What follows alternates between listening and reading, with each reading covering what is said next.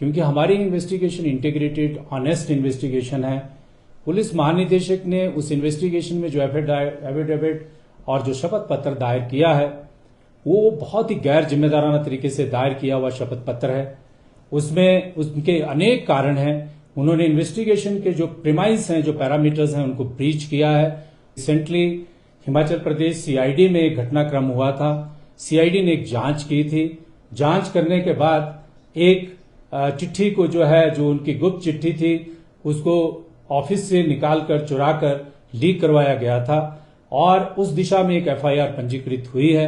मुझे इसमें कहने में कोई संकोच नहीं है कि उसमें जो हमारे पुलिस महानिदेशक हैं उनका निजी स्टाफ जो है संलिप्त है और उनकी इन्वेस्टिगेशन चल रही थी। इसी दौरान जो है उस इन्वेस्टिगेशन को बाधित करने के लिए उन्होंने अनेक प्रयास किए और यही नहीं है, इसके अलावा भी अनेक ऐसी शिकायतें जिला शिमला पुलिस को प्राप्त हुई हैं जिसमें पुलिस महानिदेशक के आचरण के संदर्भ में गंभीर प्रश्न उठाए गए हैं। अभी कुछ समय पहले हमारे पास एक शिकायत प्राप्त हुई जिसमें एक विनय अग्रवाल नामक व्यक्ति के संदर्भ में यह प्रकट किया गया है कि पुलिस महानिदेशक ने एक रिपोर्ट तैयार की और वो रिपोर्ट जो है पुलिस महानिदेशक में जब वो सीआईडी में महानिदेशक के पद पर थे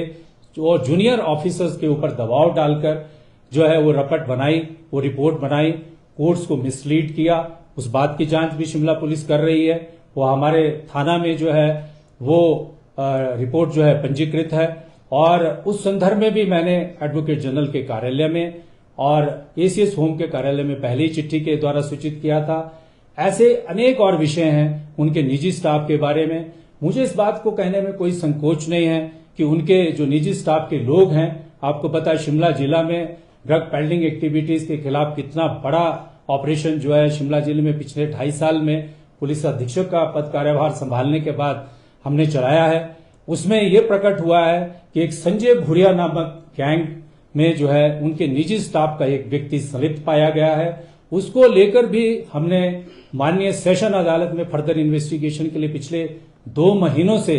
प्रयास कर रहे हैं कि हम फर्दर इन्वेस्टिगेशन करना चाहते हैं। जब पुलिस महानिदेशक का कार्यालय इस प्रकार के व्यक्तियों के साथ संचालित हो रहा हो तो एक पुलिस अधीक्षक का धर्म और कर्म ये बनता है कि न्याय और प्रक्रिया को ध्यान में रखते हुए ऐसे कार्यालय की क्रेडिबिलिटी के बारे में जनता को भी सचेत करे और इस तरह की इंपॉर्टेंट इन्वेस्टिगेशन को भी इस तरह के व्यक्ति से बचाए। तो जो मैंने आरोप लगाए हैं, जब हम जो सीआईडी ने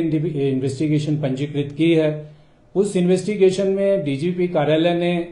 मेरी चिट्ठी पत्र लिखने के बाद कि आप इस इन्वेस्टिगेशन में बाधा नहीं पहुंचा सकते इसकी स्वतंत्रता में, उसके बावजूद भी डीजीपी ने उस इन्वेस्टिगेशन को सीआईडी में अपनी चॉइस के ऑफिसर से करवाने का प्रयास किया। और ऐसे अनेक हमारे पास उदाहरण हैं जहां पे जो हमारे पुलिस महानिदेशक हैं उन्होंने इस प्रकार की उनके विरुद्ध शिकायतें हैं कि उन्होंने कोर्ट्स को मिसलीड किया है टाइम टू टाइम और इस प्रकार के शपथ पत्र जो भ्रामक शपथ पत्र हैं वो डाले हैं। मुझे इसमें कहने में कोई भी संकोच नहीं है क्योंकि मेरे इंडिपेंडेंस और मेरा जो किरदार है एक ऑनेस्ट व्यक्ति का, एक ऑनेस्ट अधिकारी का है। और आपको याद होगा कि निशांत शर्मा जो एक मध्यम वर्गीय व्यापारी है, उस समय भी एक ऐसी चुनौती मेरे सामने प्रकट हुई थी और वो भी उस समय जो संजय कुंडू हैं जो उस समय के पुलिस महानिदेशक थे, उनके विरुद्ध भी मैंने जो है वो एक एफिडेविट हाईकोर्ट में दायर किया था बगैर पक्षपात के, बगैर भय के। और ऑनरेबल कोर्ट ने जो फैक्ट्स मैंने हाईकोर्ट के समक्ष रखे थे, ऑनरेबल कोर्ट के समक्ष रखे थे, उन फैक्ट्स को अप्रिशिएट किया था। लेकिन बहुत सारी चीजें इसके बीच में ऐसी भी हुई हैं जो मैं आपके साथ समय समय पर आगे आने वाले समय में प्रकट करूंगा कि किस प्रकार से पुलिस हेडक्वार्टर के माध्यम से क्या क्या किया गया, किस प्रकार की षड्यंत्र और किस प्रकार से हमें इम्प्लीकेट करने के प्रयास किए गए और कौन कौन सी ऐसी इन्वेस्टिगेशंस हम कर रहे हैं जिनको दुष्प्रभावित करने की जो है, जिसको हम कह सकते हैं कि हमारे हेडक्वार्टर और पॉलिटिको नेक्सस के द्वारा दुष्प्रभावित करने के प्रयास किए गए। मुझे इस बात में कहने में कोई संकोच नहीं है क्योंकि 25 वर्ष 26 वर्ष का जो मैंने ऑनेस्ट पुलिस कैरियर जो है वो अपना जो एक तपस्या की तरह लगाया है। और आज अगर कोई मेरी इस ईमानदारी को और इस प्रोफेशनल इंटीग्रिटी को अपमान करने का कोशिश करता है तो मैं पुलिस का पद छोड़ना पसंद करूंगा, लेकिन मैं इस अपमान को नहीं सह सकता हूं। और इसीलिए जो है अभी हमने मेरी जो स्पेशल इन्वेस्टिगेशन टीम है वो हमने निर्णय किया है कि हम इस पूरे प्रकरण को फिर से दोबारा अदालत में लेके जाएंगे। हमें इन्वेस्टिगेशन में इंटरेस्ट नहीं है, लेकिन हमारे द्वारा जो इन्वेस्टिगेशन की है वो एक प्रिविलेज डॉक्यूमेंट है, हम उसको प्रोटेक्ट कराना चाहते हैं। और वो इन्वेस्टिगेशन जो है लेट श्री विमल नेगी जो है उनको न्याय मिलना चाहिए, वो किसी राजनीति का शिकार नहीं होना चाहिए। यही चीज जो है हम दोबारा से अपील में अभी हम दोबारा कोर्ट में जा रहे हैं, ऑनरेबल हाई कोर्ट में हम अपील दायर करेंगे और सारी सच्चाई कोर्ट के समक्ष रखेंगे कि जो अल्टीरियरली मोटिवेटेड जो एफिडेविट पुलिस महानिदेशक ने तैयार किया है उसमें और भी अनेक कारण हम उसमें प्रकट करेंगे और कोर्ट को, ऑनरेबल कोर्ट को हम बताएंगे कि जो इन्वेस्टिगेशन का जो प्रिमाइस है और जो इन्वेस्टिगेटर की इंडिपेंडेंस है वो इस प्रकार से खंडित नहीं की जा सकती है और सच्चाई को इस तरह से तहस नहीं किया जा सकता है।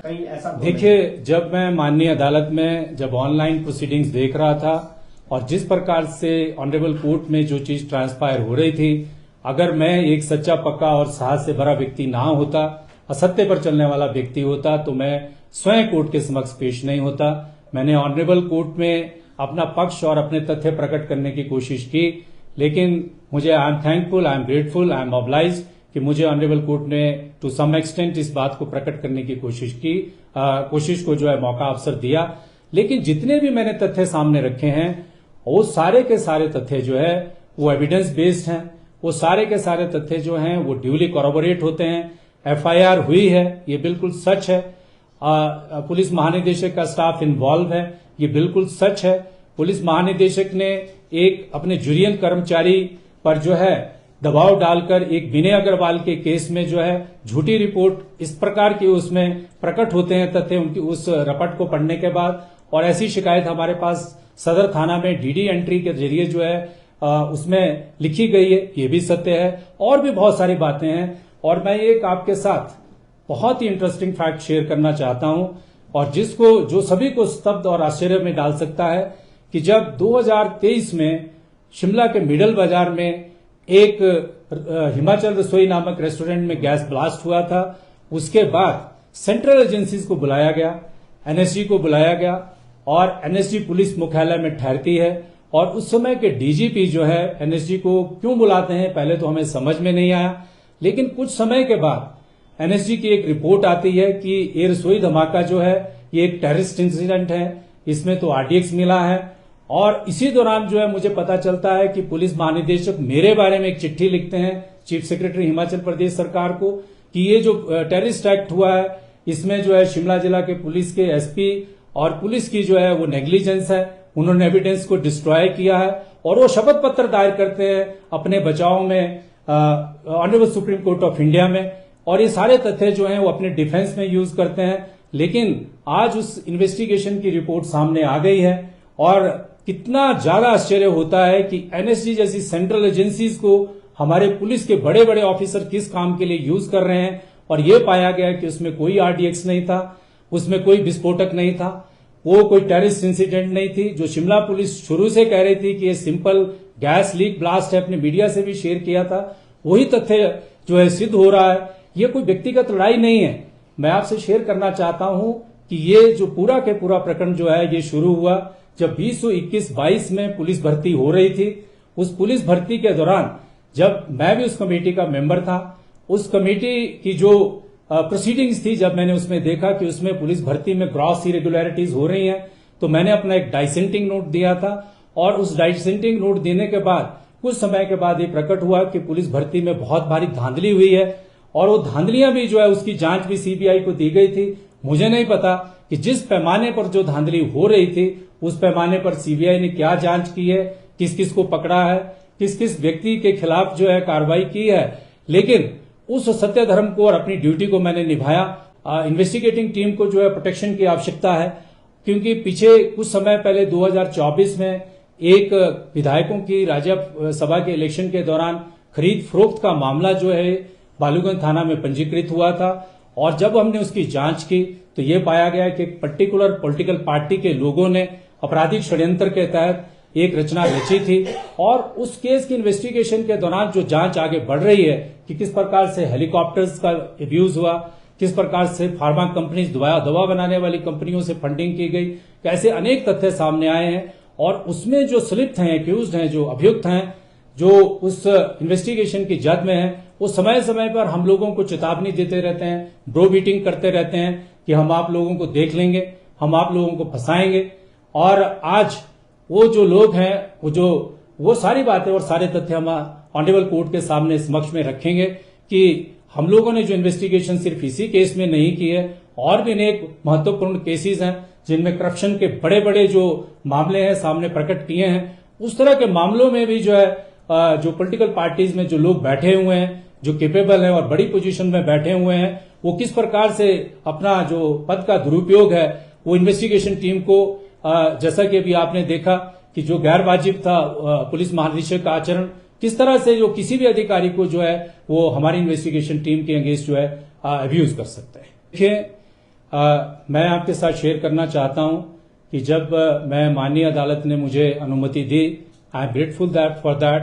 अपने समक्ष जो है अपने जो इन्वेस्टिगेशन स्टेटस रिपोर्ट को लेकर के जो तथ्य प्रकट करने की, तो उस समय एक पूरा उसमें लाइव स्ट्रीमिंग हो रही थी। उस लाइव स्ट्रीमिंग को जो है हिमाचल प्रदेश हाईकोर्ट के नियमों के विपरीत जो ऑनरेबल विधायक माननीय सुधीर शर्मा हैं, उन्होंने अपने स्वार्थ के लिए, क्योंकि जो एमएलए की खरीद फरोख्त जो मैटर है उसमें उनको इन्वेस्टिगेट किया जा रहा है, उसमें जो है वो प्रमुख मास्टरमाइंड जो है अभी तक डिटेक्ट हुए हैं, उन्होंने दुर्भावना से, मेरे प्रति दुर्भावना से और मेरी प्रोफेशनल इंटेग्रिटी को क्वेश्चन करने के लिए और जनता को ये दर्शाने के लिए कि मेरा किस प्रकार से माननीय अदालत में जो है वो उन्होंने ऐसा दर्शाया और बहुत नेगेटिव तरीके से पिक्चर को पोर्ट्रे किया, वो सारा का सारा नहीं किया जा सकता था रूल्स के हिसाब से। और उस संबंध में मैंने कल एक पिटीशन दायर की है और माननीय अदालत से ये भी उसमें प्रेयर की है कि कंटेम्प्ट ऑफ प्रोसीडिंग्स के साथ साथ कॉपीराइट और इंफॉर्मेशन एक्ट में उनके खिलाफ कार्रवाई की जाए। क्या सच्चाई है? देखिए, जो रामकिशन मिशन का जो प्रसंग है, जो उस क्रिमिनल इंसिडेंट हुई थी, उस पर भी ये सत्य है कि मुझ पर जो है दबाव डाला गया था कि वहां के जो स्वामी है तन्महिमानंद, उनसे पूछताछ ना की जाए। इस बात के साक्षी जो हैं हमारे जिला के डिप्टी कमिश्नर भी हैं कि मुझे हिमाचल प्रदेश के चीफ सेक्रेटरी साहब ने अपने कार्यालय में बुलाया और बुलाने के बाद कहा कि इस विषय पर जो है आप आगे इन्वेस्टिगेशन इस प्रकार से ना करें। उस इन्वेस्टिगेशन में जो है बहुत भारी दबाव जो है मुझ पर जो है डाला गया, लेकिन क्योंकि जैसा कि मैंने कहा कि I have served as a professional integration में मैंने काम किया है आज तक और ऑनेस्टी के साथ काम किया है, हम उस दबाव में नहीं आए। और उस दबाव में नहीं आने का वजह है कि we want to end the justice, and the purpose and the service of the justice, towards the service of the justice. मुझे ये कहा गया कि कोई कॉन्स्टिट्यूशनल ऑफिस के ऊपर जो व्यक्ति बैठे हैं, समय आने पर मैं ये भी प्रकट करूंगा कि किस प्रकार का दबाव था। और उसके बावजूद भी जो है मैंने सत्य और निष्ठा के साथ ऑनरेबल हाई कोर्ट में जो है अपना एफिडेविट दायर किया था और उस समय भी मुझे कहा गया था कि भाई आपने जो है इस केस के में जो है आपको इसमें पर्सनली टारगेट किया जा सकता है, लेकिन जहां सच्चाई की और न्याय की और इन्वेस्टिगेशन की बात है उसमें किसी भी कीमत पर कंप्रोमाइज नहीं किया जा सकता है। और उस समय के जो डिप्टी कमिश्नर हैं उन्होंने जो अपना रोल निभाया था, मैंने उस पर भी जो है सस्पिशन और क्वेश्चन जो है रेज किए हैं कि जो उन्होंने अपना ऑर्डर किया था वो ऑर्डर कहां टाइप हुआ, किसने उनको टाइप करके दिया था और क्यों उन्होंने सिलेक्टिव तरीके से एक ऑर्डर पास किया। इस सारे के सारे विषय के ऊपर भी मैंने जो है अपना जो है एक विवेकपूर्ण जो स्टेटस रिपोर्ट है ऑनरेबल हाईकोर्ट में प्रस्तुत किया है।